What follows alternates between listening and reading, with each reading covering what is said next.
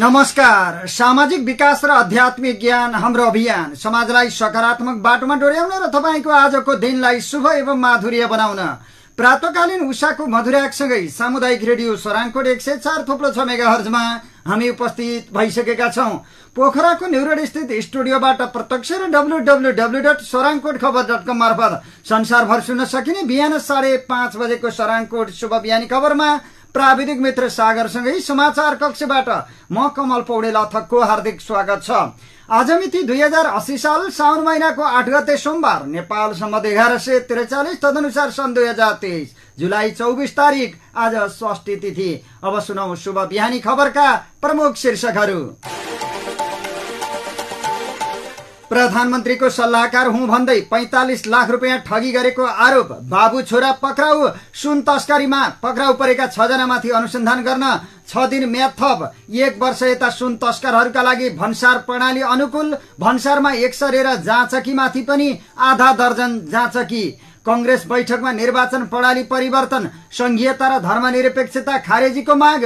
तोकेको समयमा कार्यालयमा उपस्थित हुन कर्मचारीलाई स्वास्थ्य मन्त्रालयको निर्देशन। केन्द्रीय बैंकको मौद्रिक नीति, सरकार खुसी पार्ने, निजी क्षेत्रलाई अलमलमा राख्ने। ललिता निवास र नक्कली भुटानी शरणार्थी प्रकरणको मौनताले पार्टी क्षतिग्रस्त हुने कंग्रेस नेता अर्जुन नरसिंह केसीको भनाई। लघुवित्त पीडितद्वारा सिंहदरबार घेराउ, काठमाडौँको फोहोर आज उठाएर सकिने। मर्यादा क्रमप्रति प्रदेश सभाका सभामुख र उपसभामुख असन्तुष्ट, सामान्य प्रशासन मन्त्रालयद्वारा 26 जना सहसचिवको सरुवा। मुगुमा 2 हप्तादेखि विद्युत सेवा बन्द हुँदा सदरमुकाम सहित आसपासका 5000 घर प्रभावित। अफगानिस्तानमा बाढी, 12 जनाको मृत्यु, 40 जना बेपत्ता। भारतमा 2 नेपाली बालिकामाथि सामूहिक बलात्कार गर्नेलाई जन्म कैदको फैसला। र नेपालमा मनसुनको आंशिक प्रभाव, मनसुनको न्यून चापीय रेखा सरदर स्थान भन्दा दक्षिणतिर रहँदा नेपालमा कम वर्षा। अब खबरहरू विस्तारमा। प्रधानमन्त्रीको सुशासन सल्लाहकार हुँ भन्दै ठगी गरेको आरोपमा प्रहरीले 2 जनालाई पक्राउ गरेको छ। पक्राउ परेमा काठमाडौँको नागार्जुन नगरपालिका 8 का 44 वर्षका राजेन्द्र प्रसाद खनाल र उनका छोरा 23 वर्षका विशाल खनाल रहेका छन्। राजेन्द्रले आफू प्रधानमन्त्रीको सुशासन सल्लाहकार रहेको र अन्य प्रमुख नेताहरूसँग पनि चिन्जान रहेको भन्दै विभिन्न कम्पनी र व्यवसायमा सहभागी गराउने आश्वासन दिएर 45 लाख रुपियाँ भन्दा बढी ठगी गरेको पाइएको काठमाडौँ उपत्यका अपराध अनुसन्धान कार्यालयका एसपी रविन्द्र रेग्मीले जानकारी दिए। उनीहरूले ना 4 च 8670 नम्बरको जीप समेत लिएर फरार भएपछि इलाका प्रहरी कार्यालय दमक झापामा उजुरी परेको थियो। उनीहरू विरुद्ध जिल्ला अदालत झापाले पक्राउ पूर्जी समेत जारी गरेको थियो। उपत्यका अपराध अनुसन्धान कार्यालयले आइतबार दिउँसो 1:30 बजे उनीहरूलाई काठमाडौँको कोटेश्वरबाट पक्राउ गरेको हो। 1 क्विन्टल सुन तस्करी प्रकरणमा आइतबार पक्राउ परेका 6 जनामाथि अनुसन्धान गर्न उच्च अदालत पाटनले 6 दिन म्याद थप गरेको छ। सुन तस्करी प्रकरणमा आइतबार राजस्व अनुसन्धान विभागको विशेष टोलीले त्रिभुवन विमानस्थल भन्सार कार्यालयका 3 जना कर्मचारी र 3 जना भन्सार एजेन्टलाई पक्राउ गरेको थियो। पक्राउ परेकाहरूमाथि हिरासतमा राखेर आवश्यक अनुसन्धान गर्न थप समय आवश्यक रहेको भन्दै म्याद थपका लागि विभागले उनीहरूलाई अदालतमा पेश गरेको थियो। आइतबार पक्राउ पर्नेमा भन्सार अधिकृत सन्तोष चन्द, खरिदार एवं जाँचकी कुमार ढकाल र एक्सरे अपरेटर सरोज श्रेष्ठ रहेका छन्। यस्तै पक्राउ पर्नेमा भन्सार एजेन्ट यादव शंकर पराजुली, सुदर्शन गौतम र रुक्मिना सुब्बा रहेका छन्। यी 3 जना एजेन्ट सुन भन्सार पास गराउन संलग्न रहेको आरोप विभागले लगाएको छ। यसअघि विभागले गत मंगलबार सुन तस्करीका बिचौलिया राजेन्द्र राई र ट्याक्सी चालक अशोक लामालाई भन्सार कार्गो गेटबाट सुन सहित पक्राउ गरेको थियो। सोही दिन राति सुन आयात गर्ने कम्पनी रेडी ट्रेडर्सका सञ्चालक दिलीप भुजेल पक्राउ परेका थिए भने सुन तस्करीका लागि कम्पनी खोल्न सघाउने उनका मामा रामकुमार भुजेललाई पनि विभागले पक्राउ गरेको थियो।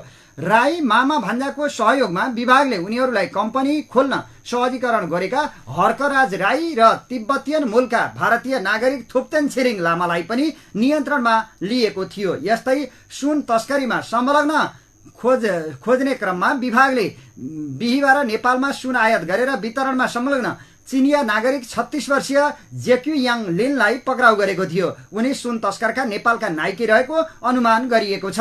यस्तै सुन आयात गर्ने कम्पनीको सामान आयात गर्ने कार्गो कम्पनीका 3 जना सञ्चालकहरू राजन श्रेष्ठ, कृष्ण श्रेष्ठ, पुष्कर राज भट्टलाई विभागले शुक्रबार नियन्त्रणमा लिएको थियो। पक्राउ परेकाहरूमाथि अदालतबाट 10 दिन म्याद थप गरी विभागले अनुसन्धान गरिरहेको छ। गत मंगलबार हङकङबाट आएको क्याथे पेसिफिक एयर मार्फत 100 किलो सुन स्कुटरको ब्रेक सूमा लुकाएर काठमाडौँ ल्याइएको थियो। सो सुन भन्सार प्रणालीबाट सहजै पास भएर बाहिरिन लाग्दा विभागको टोलीले बरामद गरेको हो।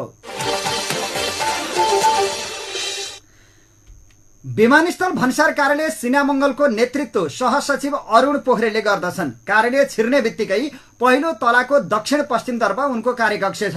कार्यालय प्रमुख बस्ने कार्यकक्ष जस्तो यस्तो ठाउँमा छ जहाँबाट सिंह उनको मातहतको कार्यालय प्रष्टै देखिन्छ।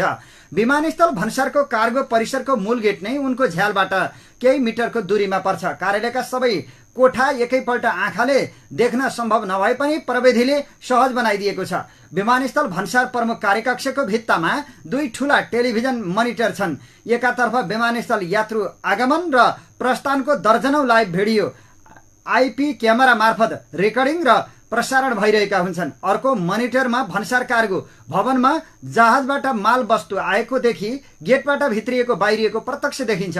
सबै विवरण रेकर्ड समेत भइरहेको हुन्छ। विमानस्थल भन्सारको मात्र होइन, देशका प्रमुख 24 वटै भन्सारमा यस्तो सुविधा 2074 सालदेखि नै लागू गरिएको छ। यसलाई भन्सारले लाइभ मोनिटरिङ प्रणाली भनेको छ। यो प्रणाली यति बहुउपयोगी छ कि विमानस्थल भन्सारको एक्सरे भिडियो सो कार्यालयका प्रमुखको कार्यकक्ष, भन्सार विभागका महानिर्देशक को कार्यकक्ष, विभागकै केन्द्रीय प्रत्यक्ष मोनिटरिङ इकाइ र अर्थ मन्त्रालयमा अर्थमन्त्री र सचिवको कार्यकक्षमा समेत प्रत्यक्ष देख्न सकिन्छ। लाइभ मोनिटरिङ प्रणाली यो एउटा प्रत्यक्ष भन्सार गतिविधि निगरानीको माध्यम हो भने भन्सारको डकुमेन्ट हेर्न आशीकुडा ओल्ड भन्ने अर्को प्रणाली छ। यसले भन्सार मार्फत हुने कारोबारको कागजपत्र एकद्वार मार्फत अध्ययन र जाँचको पास प्रक्रिया पूरा गर्दछ। मुलुकको आम्दानीको प्रमुख स्रोत नै भन्सार भएपछि 2069 सालमा आफ्नो तल्लो तहको कार्यालयका काम समेत पारदर्शी बनाउन भन्दै अर्थ मन्त्रालयले नेपाल कस्टम अटोमेसन सिस्टम लागू गरेको थियो। त्यस यता बिस्तारै कार्यान्वयन भइरहेको यो प्रणाली झन बलियो बन्दै गइरहेको छ। पछिल्लो 2 वर्षदेखि भने धेरै भन्सार प्रणाली पूर्ण रूपमा अनलाइनमा आधारित भइसकेको छ। प्रणालीबारे जानकार एक अधिकारी भन्छन्, भन्सारमा कसैले बदमाशी गर्न नसकोस् भनेरै यस्तो प्रणाली लागू गरिएको हो। भन्सारमा पेश भएको डकुमेन्टसँगै वस्तुको प्रत्यक्ष निगरानी गर्ने यो प्रणाली नेपालको सरकारी निकायमा सबैभन्दा बलियो मानिन्छ। विमानस्थल भन्सारमा सुन पास गराउने कार्यमा सहयोग गरेको भन्दै निलम्बित भएका भन्सार अधिकृत, जाँचकी र एक्सरे अपरेटर आइतबार पक्राउ परेका छन्। एक्सरे अपरेटर सरोज श्रेष्ठले सुन आएको भनिएको ब्रेक्सु प्याकेट एक्सरेमा जाँचेर आरसी अर्थात रिचेक पुनः परीक्षण लेखेर पठाएका थिए। तर जाँचकी कुमार ढकाल र अधिकृत सन्तोष चन्दले त्यसलाई खोलेर हेरेर पनि पास गरिदिएको प्रारम्भिक अध्ययनमा खुलेको छ। उनीहरूभन्दा माथि आयातित वस्तुको मूल्याङ्कन प्रमाणित गर्ने अधिकारी प्रमुख भन्सार अधिकृत उपसचिव स्तरका हुन्छन्। यस्तै उनको माथि उपसचिव स्तरका अर्का निर्देशक आफ्नो कार्यालयको सबै प्रक्रियाको दुरुस्त जाँचका लागि विशेष अनुभव सहितका व्यक्ति जिम्मेवार हुन्छन्। उनको काम भन्सार जाँच पासको प्रक्रिया र तलको कर्मचारीको कामको कागजी र भिडियो सहितको निगरानी राख्ने हुन्छ। यस्तै उनी र उनको कार्यको जाँच कार्यालय प्रमुख सहसचिवले आफ्नै कार्यकक्षबाट गर्न सक्छन्। त्यसो त कार्यालय प्रमुखको काममा पनि विभागको विभागीय प्रमुख, उपमहानिर्देशक वा विभागको वाहन लेखाले र त्यस भन्दा माथि अर्थ मन्त्रालयका सचिव, मन्त्रीसम्मले हेर्न र अनुगमन गर्न सक्ने भन्सारको प्रणाली छ।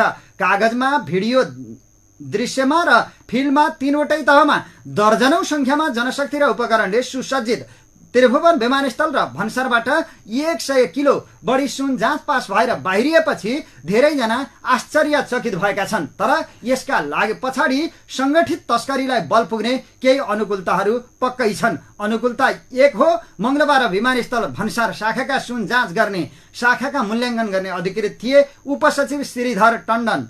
केही समय अघि मात्रै शाखा अधिकृतबाट उपसचिवमा खुला प्रतिस्पर्धाबाट नाम निकालेका टण्डन राजस्व समूहका नयाँ उपसचिव थिए। उनी अर्थ मन्त्रालयमा पहिलो सरुवा भएपछि पदस्थापन भएर दोस्रो दिनको हाजिरीमा भएको दिन सुन उनको शाखाबाट पास भएको थियो। राजस्वको अनुसन्धान अधिकारीहरूका अनुसार उनले सुनबारे भ्यौ नै नपाएको हुन सक्ने अनुमान गर्छन्। उनको नेतृत्वमा रहेका शाखा अधिकृत र अन्य अधिकारीबाट सुनबारे कुनै ब्रिफिङ नभएको टण्डनले अनुसन्धान अधिकारीहरूलाई बताएका छन्। भर्खरै काममा छिरेका नयाँ अफिसरको ड्युटी भएको बेला सुनको भन्सार पास गराउनु, उनी माथिको निकायले पनि थप अनुसन्धान नगर्नुलाई अनुकूल अनुसन्धान अधिकारीहरूले गम्भीर ठानेका छन्। कार्यालयको प्रकृति नै नबुझेको अधिकारी भएको मौकामा सुन तस्करले सुन पास गराउने अनुकूलता तस्करलाई मिलेको देखिन्छ, एक अधिकारीले भनेका छन्।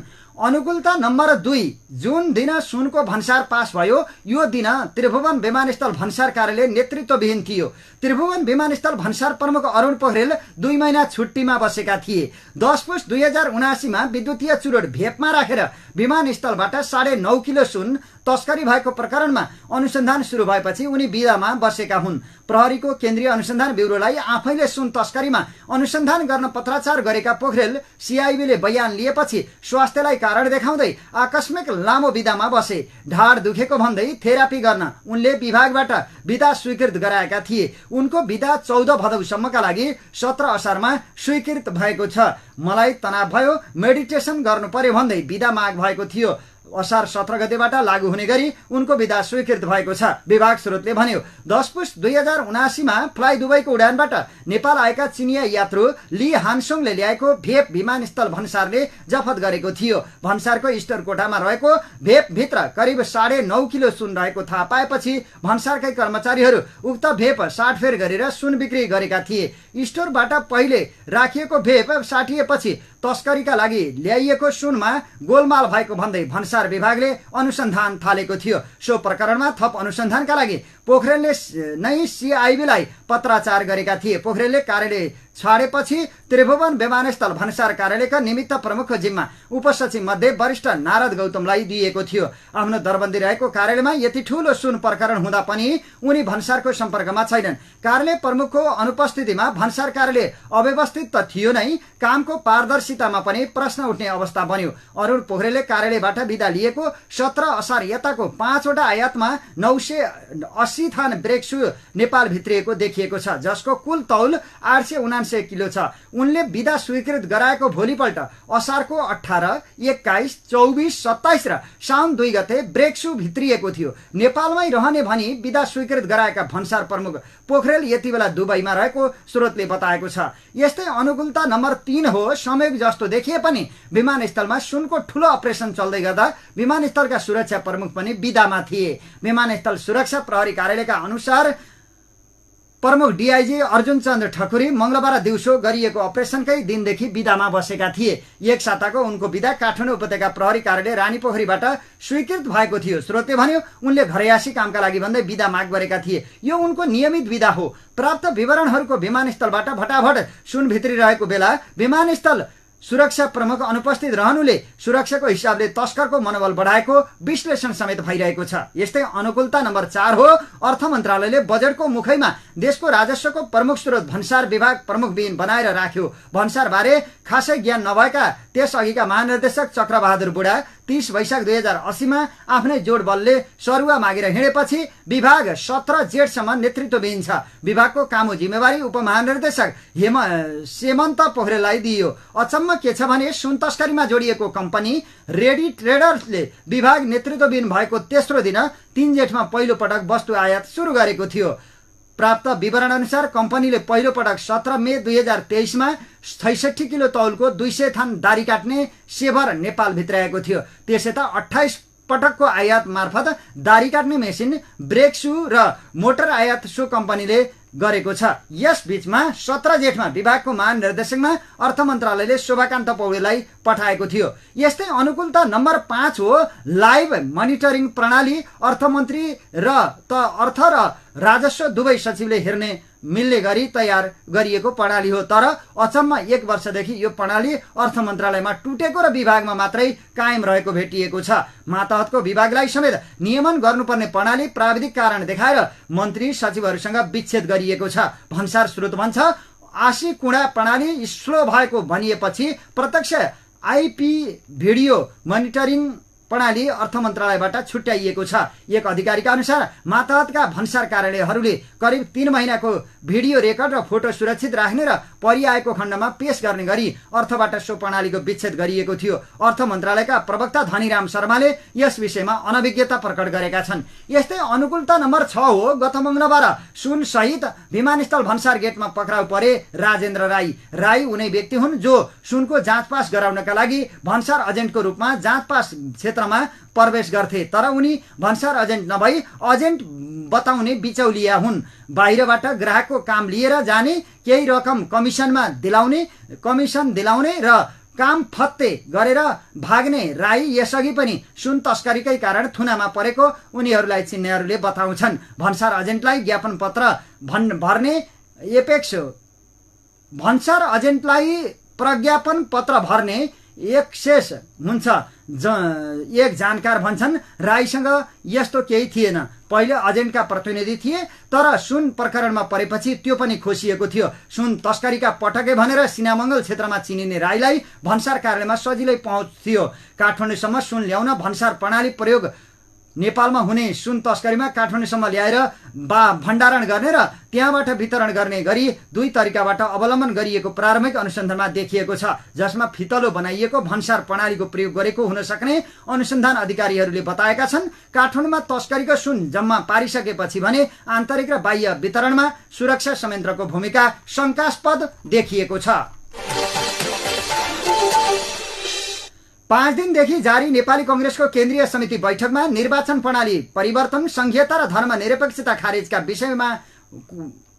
विषय उठेका छन्। 2 साउनमा सुरु भएको केन्द्रीय समिति बैठकमा केन्द्रीय सदस्यहरूले आफ्नो धारणा राखेका छन्। त्यसक्रममा बोल्ने कतिपयले हालको मिश्रित निर्वाचन प्रणाली हटाएर प्रत्यक्ष निर्वाचन प्रणालीमै जानु, जाति, क्षेत्र, समुदायको प्रतिनिधित्व हुने व्यवस्था गर्नुपर्ने, संघीय संसद सदस्यको संख्या घटाउनुपर्ने, संघीयताको विकल्प खोज्नुपर्ने र धर्मनिरपेक्षता खारेज गर्नुपर्ने विचार राखेका छन्। बैठकमा सांसद सदस्य घटाउनुपर्ने विषय केन्द्रीय सदस्य प्रदीप पौडेलले प्रवेश गराए। उनले प्रतिनिधि सभा र राष्ट्रिय सभाका सांसद संख्या घटाउनुपर्ने र त्यसका लागि संविधान संशोधनको अगुवाई कांग्रेसले गर्नुपर्ने धारणा राखे। समावेशिताका आधारमा प्रतिनिधि सभा 201 सदस्य बनाउने र सबै प्रत्यक्ष निर्वाचित हुनुपर्ने उनको मत छ। त्यस्तै राष्ट्रिय सभा सदस्यको संख्या पनि 35 मा झार्नुपर्ने पौडेलले बताए। हाल प्रतिनिधि सभामा 165 जना प्रत्यक्ष निर्वाचित र 110 जना समानुपातिक प्रणालीबाट निर्वाचित गरी 275 सदस्य रहेको छ। त्यस्तै राष्ट्रिय सभा भने 59 सदस्य रहेको छ। नेता शेखर कोइराला र मिनेन्द्र रिजालले पनि निर्वाचन प्रणालीका विषयमा कांग्रेसभित्र छलफल आवश्यक रहेको बताए। केन्द्रीय सदस्य कोइरालाले प्रत्यक्ष निर्वाचन प्रणाली भित्रैबाट समानुपातिक र समावेशीको सुनिश्चितता गर्नुपर्ने भन्दै यसको पहल कांग्रेसले लिनुपर्ने बताएका छन्। केन्द्रीय सदस्य डाक्टर मिनेन्द्र रिजालले निर्वाचन प्रणालीमा गम्भीर छलफल आवश्यक रहेको बताए। प्रतिनिधि सभा प्रतिनिधिमूलक हुन सकेन भनेर मिश्रित निर्वाचन प्रणाली लागू गरिएको भन्दै उनले अहिलेको प्रतिनिधिमूलक चरित्र कायम राखेर नै प्रतिनिधि सभालाई 210 वा 215 सम्म झार्न सकिने बताए। अहिलेको प्रतिनिधिमूलक चरित्रलाई बदल्ने होइन, गभर्नेन्समा समस्या भएको छ। त्यसकारण 275 लाई 210, 215 बनाउने कोसिस गरौं। त्यसका आधारहरू छ, यस विषयमा बसेर छलफल गरौंला उनले भने। केन्द्रीय सदस्य शंकर भण्डारीले भने धर्मनिरपेक्ष, संघीयता र निर्वाचन प्रणालीका विषयमा पुनर्विचार गर्नुपर्ने धारणा राखे। 2047 सालको संविधान पनि नेपाली कांग्रेसको नेतृत्वमा बनेको र 2072 सालको संविधान पनि कांग्रेसकै नेतृत्वमा बनेको भन्दै भण्डारीले 2047 मा जस्तो अहिलेको संविधानको स्वामित्व लिन नसकिएको बताए। 2047 सालको संविधान बनाउँदा जति अनरसिप थियो, यो संविधान हाम्रो नेतृत्वमा भन्दा त्यति अनरसिप छैन। उनले संविधान दिवस मनाउने महामन्त्री गगन थापाको प्रस्तावको विरोध गर्दै भने यो संविधानमा संशोधन गर्नुपर्ने विषय छ, विवादास्पद विषयहरू छन्, यस्तो संविधानको दिवस मनाउन मिल्छ। भण्डारीले संघीयतामा पनि समस्या देखिएको भन्दै विकल्प खोज्नुपर्ने मत राखे। संघीय संरचनामा धेरै असन्तुष्टि देखियो, राष्ट्रिय सुरक्षाका हिसाबले पनि समस्या देखियो, त्यसैले संघीयताको अर्को विकल्प खोज्नुपर्छ।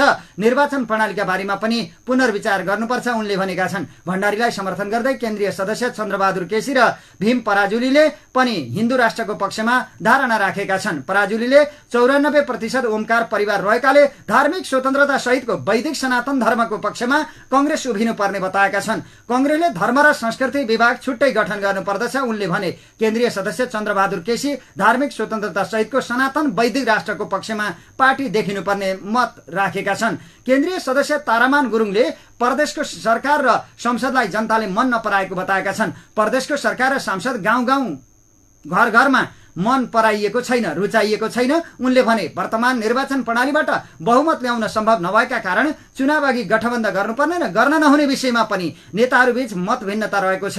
सभापति शेरबहादुर देउवा पक्षका नेताहरूले गठबन्धन गरेका कारण पार्टीको धेरै सिट आएको र संघीयदेखि सातै प्रदेश सरकारमा कांग्रेस सहभागी भएको मत राखेका छन्। आइतबार बोल्ने क्रममा सहमहामन्त्री महेन्द्र यादवले गठबन्धन गरेर पार्टीको आकार ठूलो बनाएको भन्दै सभापति देउवाको प्रशंसा गरे। सभापतिजीलाई यदाकदा हामीले भन्छौं गल्ती, अब ठूलो पार्टी बनाउनु गल्ती हो, बहुमत ल्याउनु गल्ती हो भने फेरि एकचोटि गल्ती गर्नुहोला। सभापतिजी पूर्ण बहुमतको नेपाली कांग्रेसको सरकार बनाउनु होला। सारा जनताले तपाईलाई बधाई दिनेछन् र मलाई विश्वास छ तपाईकै नेतृत्वमा फेरि एकपटक चुनाव हुन्छ, कांग्रेस पूर्ण बहुमतको पार्टी बन्छ उनले भने।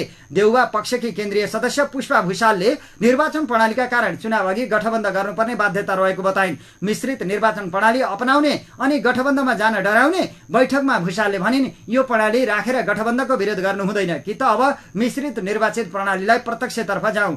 केन्द्रीय सदस्य शेखर कोइरालाले 2084 सालमा गठबन्धन नगर्ने प्रण अहिले नै गर्नुपर्ने बताए। 2084 सालको चुनाव हामी एक्लै लड्छौं, स्थानीय सरकार प्रदेश र केन्द्रमा हामी जित्छौं भन्ने प्रण गरौं भन्ने मलाई लाग्छ उनले भने। सहमहामन्त्री बद्री पाण्डेले अहिलेदेखि पार्टी बलियो बनाउँदै गएमा 2084 मा एक्लै लड्नुपर्ने मत भन्ने बताएका छन्। शुभ बिहानी खबरमा अब बाँकी खबरहरू। चीनिया कम्युनिस्ट पार्टीका शीर्ष नेता 3 दिने नेपाल भ्रमणका क्रममा काठमाडौँ आइपुगेका छन्। दक्षिण एसियाली देशहरू भ्रमणका क्रममा श्रीलंका पछाडि सीपीसी का पोलिट ब्युरो सदस्य युआन च्याचुन काठमाडौँ आइपुगेका हुन्। माओवादी केन्द्रका अध्यक्ष पुष्पकमल दाहाल प्रचण्ड प्रधानमन्त्री बनेपछि चीनबाट भएको यो उच्च तहको भ्रमण हो। तर यसै बेला प्रधानमन्त्री स्वदेशमा छैनन्। संयुक्त राष्ट्रसङ्घको खाद्य प्रणाली सम्बन्धी सम्मेलनमा भाग लिन प्रधानमन्त्री प्रचण्ड शनिबार मात्र इटाली प्रस्थान गरेका हुन्। कृषि मन्त्री डाक्टर भेदुराम भुषाल सहितको टोली नेतृत्व गर्दै प्रचण्ड इटाली प्रस्थान गरेको भोलिपल्ट सीपीसी नेता युआन काठमाडौँ आइपुगेका हुन्। 3 दिने भ्रमणमा युआनले आइतबार नै राष्ट्रपति रामचन्द्र पौडेल, कार्यवाहक प्रधानमन्त्री पूर्णबहादुर खड्कासँग भेटवार्ता गरेका छन्। उपप्रधानमन्त्री तथा रक्षा मन्त्री समेत रहेका खड्कासँग भएको भेटमा युआनले आफ्नो भ्रमणको उद्देश्य 2019 मा राष्ट्रपति सी जिनपिङ नेपाल आएको बेला भएका सहमतिको कार्यान्वयनलाई सफल बनाउनु भएको बताएका छन्। उनले आइतबार साँझै माओवादी केन्द्रका नेताहरूसँग पनि डिनर सहित छलफल गरेका छन्। त्यसअघि प्रधानमन्त्री प्रचण्डसँग भने उनले भर्चुअल संवाद गरेका थिए। युएनले गर्ने उच्चस्तरीय भेटमा दुई देश बीचको सम्बन्धदेखि प्रधानमन्त्रीको चीन भ्रमणबारे समेत कुराकानी हुने एजेन्डा रहेको छ। प्रधानमन्त्री बनेको 7 महिनासम्म प्रचण्डले उत्तरी छिमेक चीन भ्रमण गरेका छैनन्। त्यसैले पनि युएनको नेपाल भ्रमणलाई चासोका साथ हेरिएको छ। दक्षिण छिमेक भ्रमण गरिसकेकाले अर्को छिमेक भ्रमणमा निस्कन नि चिनिया नेताको यो भ्रमण महत्त्वपूर्ण छ। एक पूर्व परराष्ट्र मन्त्री भन्छन्, तर प्रधानमन्त्रीले पाहुनाको स्वागतमा सन्तुलन मिलाउन सकेको देखिएन। इटलीको सम्मेलनमा जाने पूर्व निर्धारित कार्यक्रम हुँदा चिनिया नेताहरूलाई आग्रह गर्न सकिने विकल्प प्रधानमन्त्रीले उपयोग नगरेको उनी बताउँछन्। इटलीको अन्तर्राष्ट्रिय फोरममा जानु छ भनेर चिनिया पक्षको भ्रमण अघिपछि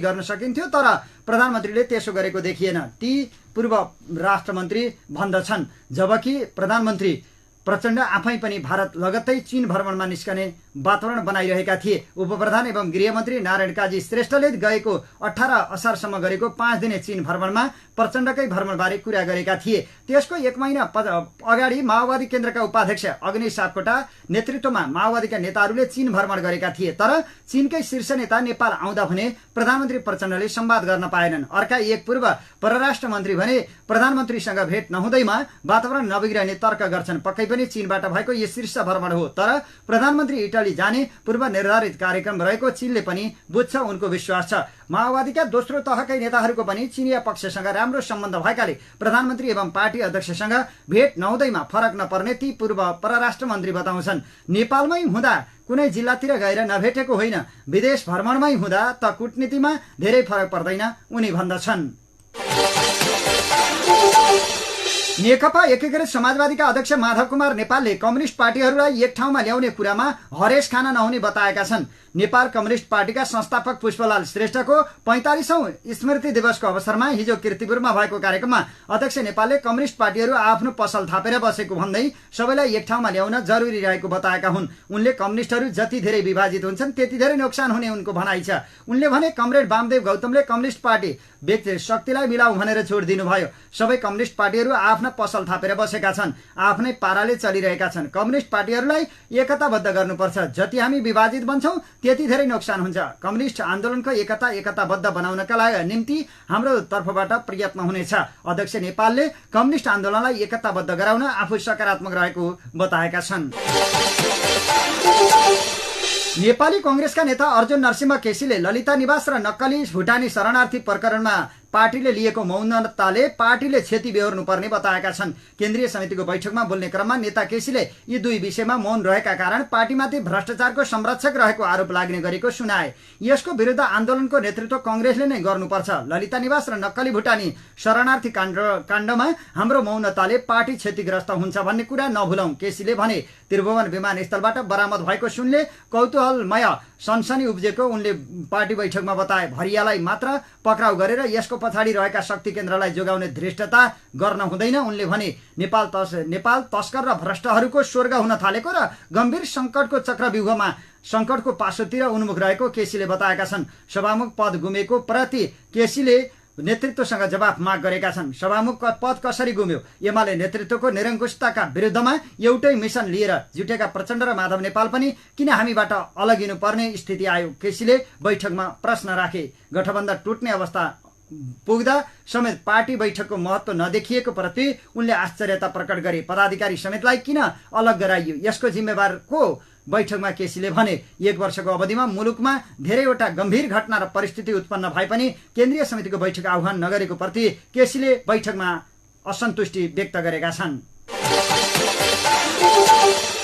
स्वास्थ्य तथा जनसंख्या मन्त्रालयले नेपाल सरकारले निर्धारण गरेको कार्यालय समय पालना गर्न निर्देशन दिएको छ। आइतबार मन्त्रालयले सबै विभाग र अस्पताललाई पत्राचार गर्दै स्वास्थ्य सेवा तथा निजामती सेवातर्फका सम्पूर्ण कर्मचारीहरू सरकारले निर्धारण गरेको कार्यालय समयमा कार्यालयमा उपस्थित रहे नरहेको सम्बन्धमा कार्यालय प्रमुखबाट नियमित रूपमा अनुगमन तथा निरीक्षण गर्न समेत भनेको छ। साथै मन्त्रालयबाट समेत समय समयमा अनुगमन तथा निरीक्षण हुने बताइएको छ।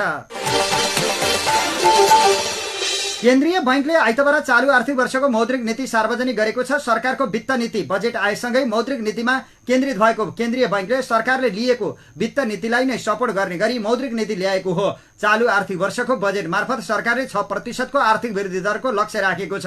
सोही लक्ष्यलाई पूरा गर्ने गरी बाह्य मूल्य र बाह्य क्षेत्र स्थायित्व कायम राख्दै अर्थतन्त्रलाई चलायमान बनाउन सजगतापूर्वक लचिलो मौद्रिक नीतिको कार्यदिशा अवलम्बन गरिएको गभर्नर महाप्रसाद अधिकारीले जिकिर गरेका छन्। वित्तीय स्रोतलाई उत्पादनशील क्षेत्रमा प्रवाह गराई आन्तरिक उत्पादन क्षमता अभिवृद्धि गर्नेतर्फ मौद्रिक नीतिको प्राथमिकता रहेको समेत गभर्नर अधिकारीले बताएका छन्।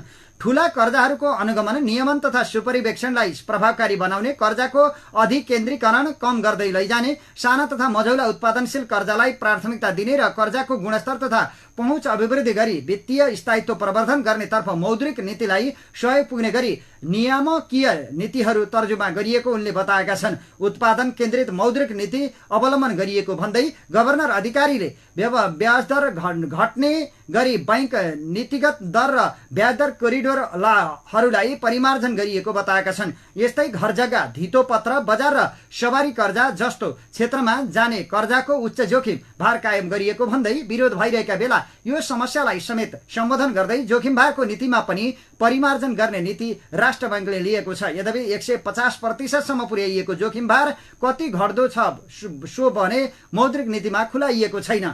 मुद्रास्फीतिको दरलाई वार्षिक बिन्दुगत आधारमा 6.5% कायम गर्ने नीति लिएको छ। त्यसैगरी नीतिगत दर र 7%बाट 50 आधार बिन्दुले घटाएर 6.5% मा झार्ने भनिएको छ।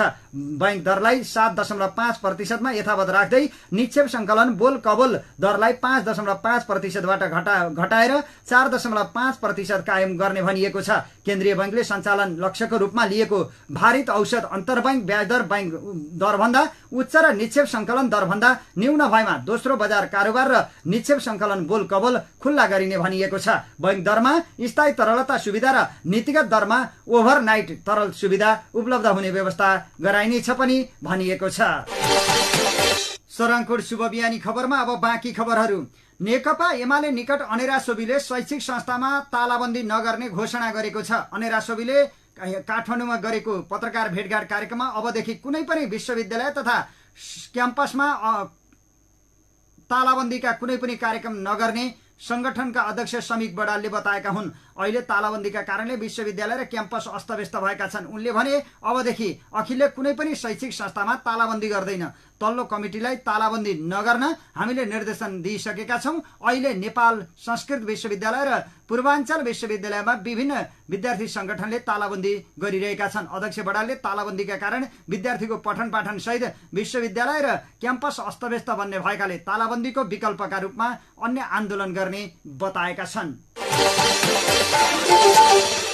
धरान उपमहानगरपालिकाका मेयर हर्क साम्पाङ राईले निजी जग्गामा वृक्षारोपण गरेको भनेर आलोचना भइरहँदा उक्त जग्गा भने सर्दु जलाधार क्षेत्रको रहेको पाइएको छ। मेयर साम्पाङ शनिबार बिहानै धरान 4 स्थित छोटी मोरङमा आफ्ना समर्थक सहित वृक्षारोपण गर्न पुगेका थिए। त्यस क्रममा उनले वृक्षारोपण गर्न लागेको जग्गा निजी व्यक्तिको भएको भन्दै विवाद भएको थियो।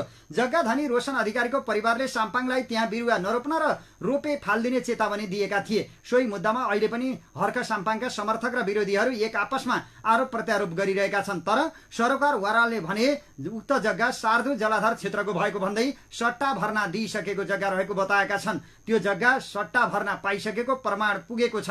पहिले सर्वोच्चले सट्टा भर्नाको प्रमाण नपुगेको भनेर फैसला गरेको थियो। तर पछिल्लो सर्वोच्चको आदेशमा भने प्रमाण लुकाएको देखिएको भनेर अदालतले पूर्ण इजलासमा पठाउने उल्लेख गरेको छ। धरानका सरोकारवाला तथा जलाधार क्षेत्रबारे लामो समय समाचार लेख्दै आएका पत्रकार रोहित राईले भने यसले पनि उक्त क्षेत्र जलाधार क्षेत्रको हो भन्ने देखाएको छ। यस्तै धरानका वरिष्ठ पत्रकार भवानी बरालले पनि सट्टा भर्ना पाइसकेको जग्गा माफियाहरूले किनबेच गरिरहेको बताए। त्यो जलाधार क्षेत्रकै जग्गा जसले किने पनि मुआब्जा पाएको जग्गा हो। लगत कट्टा नगरेको कारण अदालतले निस्सा नदिएको र मालपोतबाट पास हुने प्रक्रिया चलेको हो। बरालले भने त्यहाँ धेरै मानिसहरू जग्गा किनेर फसाइएको छ। सर्वोच्च अदालतले गत माघ 24 गते गरेको आदेशमा पनि सट्टा भर्ना बापत मोरङको बयर वनमा जग्गा पाइसकेको जनाउँदै आफैले गरेको यस अघिको आदेश उल्टाइदिएको छ। सर्दु जलाधार क्षेत्रबारे सर्वोच्चले दिएको पूर्ण आदेशको 41 नम्बर बुँदामा विपक्षीहरूले तथ्य लुकाई सफा हात नदिई अदालतको शरणमा आएको भए पनि उनीहरूलाई अदालतको मद्दत गर्न नसक्ने उल्लेख गरिएको छ। अदालतको पूर्ण आदेशमा भनिएको छ उपरोक्त बमोजिम 2044 सालको श्री 5 को निर्देशन बमोजिम सर्दु जलाधार क्षेत्र घोषणा गरी जग्गा समेत सट्टा भर्ना दिइसकेको अवस्थामा मालपोत कार्यालयमा श्रेष्ठताको लगत कट्टा नभएको कारणले मात्र त्यसको फाइदा उठाउन विपक्षी मध्येका बिर्खे राई समेतका व्यक्तिहरू 2058 र 2065 सालमा अदालतमा सफा हात नदिई प्रवेश गरेको र यस अदालतबाट समेत निजहरूको निवेदन माग बमोजिम रोक्का बदर गरिदिएको आदेशकै आधारमा प्रस्तुत रिट निवेदन पनि पुनरावेदन अदालत विराटनगरबाट खारेज भएको देखियो। यसरी तथ्य लुकाई सफा हात नलिई अदालतको शरणमा आएका व्यक्तिहरूलाई अदालतले मद्दत गर्न नसक्ने हुन्छ।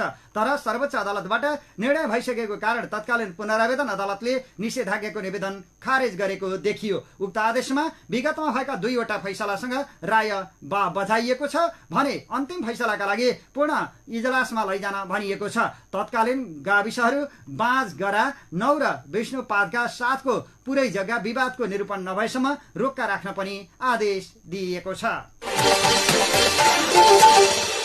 लघु वित्तीय संस्था विरुद्धको संघर्ष समिति नेपाल केन्द्रीय समितिले विभिन्न माग राख्दै विरोध जुलुस सहित सिंहदरबार हिजो घेरेको छ।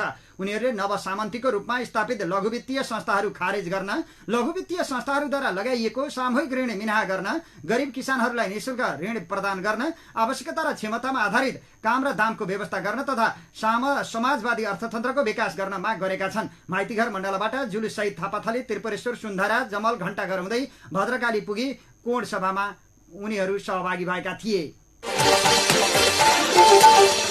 प्रदेश सभाका सभामुख र उपसभामुखहरूले नेपाल सरकारले तय गरेको मर्यादा क्रमप्रति असन्तुष्टि जनाएका छन्। सभामुख देवराज घिमिरेका अनुसार साउन 5 र 6 गते भएको संघीय संसद तथा प्रदेश सभाका सभामुख र उपसभामुख बीच अनुभव आदान प्रदान तथा अन्तर्क्रिया कार्यक्रममा यो विषय उठेको हो। प्रदेश सभाका सभामुख र उपसभामुखले मर्यादा क्रमको विषय उठाएपछि उक्त कार्यक्रमले यस विषयमा सरकारको ध्यानकर्षण गर्ने निर्णय गरेको छ। संघीय शासन प्रणालीको भावना अनुकूल प्रदेश सभाका सभामुख र उपसभामुखको मर्यादा क्रम पुनर्विचार गर्न सरकारको ध्यानकर्षण गराउने सभामुख र उपसभामुखहरूको कार्यक्रमको निष्कर्ष छ। नेपालको मर्यादा क्रम अनुसार प्रदेश सभाका सभामुख 9औं नम्बरमा छन्, प्रदेश सभाका उपसभामुख 10औं नम्बरमा रहेका छन्। प्रतिनिधि सभाका सभामुख घिमिरे अहिले भइरहेको मर्यादाको बारेमा केही प्रश्नहरू उठेको बताउँछन्। मर्यादा क्रम सरकारले नै तोक्ने परिपाटीबाट हामी आइरहेका छौं। सरकारले तोक्दा एउटै पदलाई कहिले एक तह माथितिर कहिले एक तह तलतिर गर्ने काम गरेको छ, सभामुख घिमिरे भन्दछन्। राष्ट्रिय सभाको उपाध्यक्ष प्रतिनिधि सभाको उपसभामुखको सँग बराबरी हुने अथवा कहाँ राख्ने के गर्दा वैज्ञानिक हुन्छ, यो कुरालाई सविस्तार छलफल गरेर निष्कर्षमा पुग्नुपर्छ र त्यो मर्यादा क्रमको आधारमा सुविधादेखि अन्य कुराहरू व्यवस्थित हुनुपर्छ उनले भनेका छन्। संघीय मामला तथा सामान्य प्रशासन मन्त्रालयले 26 जना सहसचिवहरूको सरुवा गरेको छ। एक प्रमुख जिल्ला अधिकारी र 2 महानगरपालिकाका प्रमुख प्रशासकीय अधिकृत सहित आइतबार मन्त्रालयले 26 जना सहसचिवको सरुवा निकालेको हो। जाजरकोटको प्रमुख जिल्ला अधिकारी रामकुमार महतोको संघीय मामला मन्त्रालयमा सरुवा भएको छ। त्यस्तै ललितपुर महानगरपालिकाका प्रमुख प्रशासकीय अधिकृत गणेश अर्यालको गृह मन्त्रालयमा सरुवा भएको छ। अर्यालको ठाउँमा पोखरा महानगरपालिकाका प्रमुख प्रशासकीय अधिकृत वीरेन्द्रदेव भारती पुगेका छन्। पोखरा महानगरपालिकामा कर्णाली प्रदेशको अर्थ सचिव श्यामकृष्ण थापा सरुवा भएर आएका छन्। नेपाली कांग्रेसका केन्द्रीय सदस्य भीम पराजुलीले एक गुटको नेता अर्को गुटमा जाँदा सम्मानजनक व्यवहार नगरिएको गुनासो गरेका छन्। केन्द्रीय समितिको आइतबार बोल्ने क्रममा पराजुलीले आफू गुटको शिकार भएको बताएका हुन्। काठमाडौँ महानगरपालिकाले सडकमा थुप्रिएको फोहोर आजसम्म उठाइसक्ने दावी गरेको छ। बन्चरे डाँडा ल्यान्डफिल साइटका प्रभावितले साउन 1 गतेदेखि अवरोध गरेपछि बन्द भएको फोहोर उठाउने काम अस्तिदेखि सुरु भएको र आजसम्ममा सबै फोहोर उठाइसक्ने काठमाडौँ महानगरपालिकाका वातावरण विभाग प्रमुख रविन मान श्रेष्ठले जानकारी दिएका छन्। मुगुमा झण्डै 2 हप्तादेखि विद्युत सेवा बन्द हुँदा सदरमुकाम गमगढी लगायतका आसपासका 87 वटा बस्ती प्रभावित भएका छन्। विद्युत सेवा बन्द हुँदा छायानाथ रारा नगरपालिकाको 5000 घरधुरीका 26000 परिवार सहित सरकारी तथा गैर सरकारी कार्यालयहरू प्रभावित भएको बताइएको छ। सराङकोट खबरमा अब विदेशका खबर। मध्य अफगानिस्तानमा भीषण बाढीसँगै आएको बाढीमा परेर कम्तीमा 12 जनाको मृत्यु हुनुका साथै अन्य 40 जना बेपत्ता भएका छन्। सरकारी प्रवक्ता जबीहुल्लाह मुजादिहिदका अनुसार मैदान वर्दक प्रान्तको जलरेज जिल्लामा बाढीमा परेर 12 जनाले ज्यान गुमाएको तथा 40 जना बेपत्ता भएका छन्। बाढी प्रभावित क्षेत्रमा तत्काल सहायता परिचालन गरिएको छ। बाढीले केही स्थानमा आर्थिक क्षति समेत भएको छ। नेपालका 2 नाबालिग माथि सामूहिक बलात्कार गरेको आरोपमा उत्तर प्रदेशको विशेष अदालतले 3 जनालाई जन्मकैदको सजाय सुनाएको छ। अर्का 1 जनालाई 7 वर्षको जेल सजाय सुनाइएको भारतीय सञ्चार माध्यम एनडीटी टिभीले जनाएको छ। न्यायाधीश जयेन्द्र पाल सिंहले फैसला सुनाउँदै चन्दर भनिने रामचन्द्र पासवान, राजेन्द्र पासवान र राकेश पासवानलाई 65 हजार भारतीय रुपियाँ र पिन्टुलाई 15,500 भारतीय रुपियाँ जरिवाना पनि सुनाएका हुन्। उनीलाई protection of children from sexual offences POCSO लगायत विभिन्न धाराहरूमा दोषी करार गरिएको छ। वकिल पवन कुमार शुक्लाका अनुसार 4 जना विरुद्ध हरैया प्रहरी चौकीमा सन् 2022 को जुन 26 मा उजुरी दर्ता भएको थियो। नेपाल र भारतको सीमामा रहेको बजारमा सामान किन्न आएका 2 नाबालिगका माथि 4 जना मिलेर सामूहिक बलात्कार गरेका थिए। प्रहरीले 4 जनालाई पक्राउ गर्दै अदालतमा मुद्दा दर्ता गरेको थियो। सराङकोट शुभ बिहानी खबरको अन्त्यमा अब मौसम। मनसुनको मध्य समयमै न्यून चापीय रेखा सरदर स्थानभन्दा दक्षिणतिर रहँदा नेपालमा कम वर्षा भएको छ। न्यून चापीय रेखा सरदर स्थानभन्दा दक्षिणतर्फ रहँदा नेपालभन्दा केही टाढा पर्ने भएकाले यहाँ वर्षा कम भइरहेको मौसम पूर्वानुमान महाशाखाका मौसमविद रोजन लामिछानेले जानकारी दिए। अहिले नेपालमा मनसुनको आंशिक प्रभाव मात्र परेको उनले बताए। मनसुनको आंशिक प्रभाव मात्र रहेकाले विशेष गरी नेपालको तराई क्षेत्रमा उल्लेख्य वर्षा नभएको उनको भनाइ छ। मनसुनको न्यूनचापीय रेखा दक्षिणतर्फ सरेकाले भारत र बंगलादेशमा भने वर्षा बढी भइरहेको छ। अहिलेको अवस्थालाई मनसुन ब्रेकको अवस्था नै भन्न नमिले पनि पानी कम पर्ने मौसमविद लामिछानेले बताएका छन्। आउँदो 3 दिनसम्म नै न्यूनचापीय रेखा उत्तरतिर सर्ने सम्भावना कम रहेकाले यो अवस्था लम्बिन सक्ने उनले बताएका छन्। मौसमविदहरूले मनसुनको सुरुमै साउनको पहिलो हप्ता पानी कम पर्न सक्ने पूर्वानुमान गरेका थिए। मौसम पूर्वानुमान महाशाखाका अनुसार देशभर आंशिकदेखि सामान्य बदली रहेर बागमती, गण्डकी, कर्णाली र सुदूरपश्चिम प्रदेशका केही ठाउँमा आज सामान्य वर्षा हुने सम्भावना रहेको छ। भरे राति पनि देशभर आंशिकदेखि सामान्य बदली भएर कोशी प्रदेश, बागमती प्रदेश र गण्डकी प्रदेशका पहाडी भूभागका केही स्थानहरूमा पानी पर्ने सम्भावना रहेको मौसम पूर्वानुमान महाशाखाले जानकारी दिएको छ। सराङकोट शुभ बिहानी खबरको अन्त्यमा प्रमुख खबरका शीर्षकहरू फेरि एकपटक। प्रधानमन्त्रीको सल्लाहकार हुँ भन्दै 45 लाख ठगी गरेको आरोप, बाबु छोरा पक्राउ। सुन तस्करीमा पक्राउ परेका 6 जनामाथि अनुसन्धान गर्न 6 दिन म्याद थप। 1 वर्ष यता सुन तस्करहरूका लागि भन्सार प्रणाली अनुकूल। भन्सारमा एकसरे र जाँचकीमाथि पनि आधा दर्जन जाँचकी। कंग्रेस बैठकमा निर्वाचन प्रणाली परिवर्तन, संघीयता र धर्मनिरपेक्षता खारेजीको माग। तोकेको समयमा कार्यालयमा उपस्थित हुन कर्मचारीलाई स्वास्थ्य मन्त्रालयको निर्देशन। चिनिया कम्युनिस्ट पार्टीका शीर्ष नेता काठमाडौँमा इटाली पुगेका प्रचण्डसँग भर्चुअल संवाद। केन्द्रीय बैंकको मौद्रिक नीति, सरकार खुसी पार्ने निजी क्षेत्रलाई अलमलमा राख्ने। ललिता निवास र नक्कली भुटानी शरणार्थी प्रकरणको मौनताले पार्टी क्षतिग्रस्त हुने कंग्रेस नेता अर्जुन नरसिंह केसीको भनाई। लघुवित्त पीडितद्वारा सिंहदरबार घेराउ, काठमाडौँको फोहोर आज उठाएर सकिने। मर्यादा क्रमप्रति प्रदेश सभाका सभामुख र उपसभामुख असन्तुष्ट। सामान्य प्रशासन मन्त्रालयद्वारा 26 जना सहसचिवको सरुवा। सट्टा भर्ना पाइसक्दा पनि छोड्न नमानेको जग्गामा धरानका मेयर हर्का सम्पाङको हस्तक्षेप। मुगुमा 2 हप्तादेखि विद्युत सेवा बन्द हुँदा सदरमुकाम सहित आसपासका 5000 घर परिवार प्रभावित। एमाले अखिलले अबदेखि क्याम्पसमा तालाबन्दी नगर्ने। अफगानिस्तानमा बाढी, 12 जनाको मृत्यु, 40 बेपत्ता। भारतमा 2 नेपाली बालिकामाथि सामूहिक बलात्कार गर्नेलाई जन्मकैद। मनसुनको आंशिक प्रभाव, मनसुनको न्यूनचापीय रेखा सरदर स्थानभन्दा दक्षिणतिर रहँदा नेपालमा कम वर्षा। हवस् त अहिलेलाई सराङकोट शुभ बिहानी खबरहरूको क्रम सकिएको छ। अबको केही बेरमा नेपाली बहस लिएर उपस्थित हुने नै छौं। तबसम्मको लागि प्राविधिक मित्र सागरसँगै समाचार कक्षबाट म कमल पौडेल अथक बिदा चाहन्छु। नमस्कार, शुभ दिन।